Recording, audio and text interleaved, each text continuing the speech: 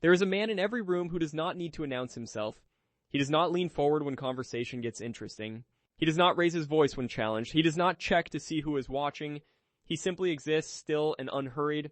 People notice him without explaining why. They gravitate toward him without understanding the pull, remembering him long after forgetting everyone louder. That man is nonchalant, not the performative shrug, not affected coolness.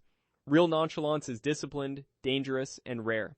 It is the product of a man who fought a long war against his own impulses and won, who looked into the mirror of his desperation and chose differently.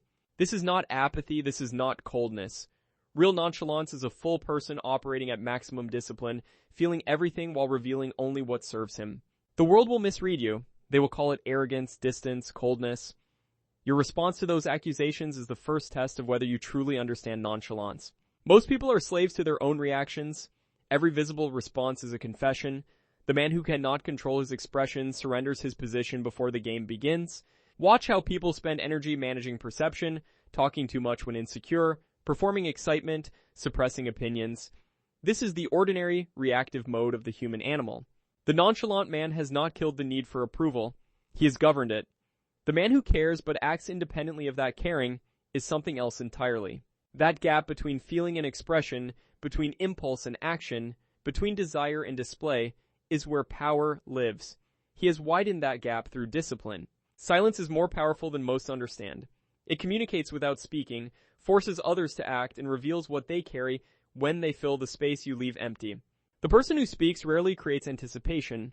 When he finally speaks, the room quiets, not because he demands attention, but because experience taught them he is worth hearing.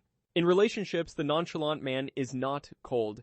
He is present without grasping, engaged without desperation, complete enough that the relationship adds to his life rather than completing it.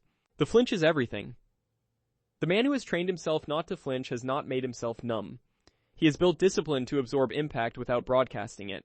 The nonchalant man reclaims his attention as territory. He decides what enters his mental space, what deserves response, what should be released.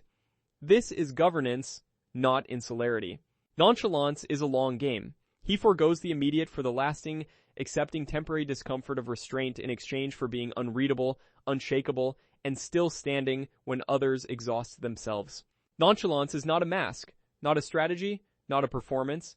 It is a state of being earned through discipline, built entirely by you, belonging only to you.